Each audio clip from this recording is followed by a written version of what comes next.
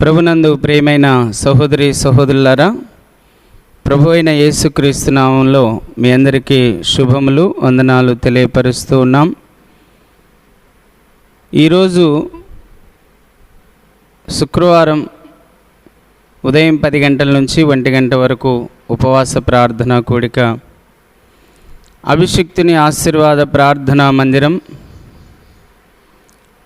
YSR Nagar arch దగ్గర ఉన్నటువంటి ప్రార్థనా మందిరంలో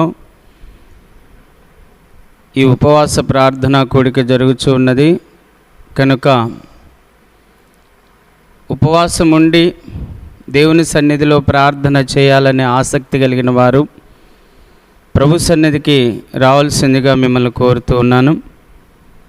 అలాగే ప్రతి ఆదివారం ఉదయం 11 గంటల నుంచి 2 గంటల వరకు ఆరాధనా కూడిక ఉంటుంది.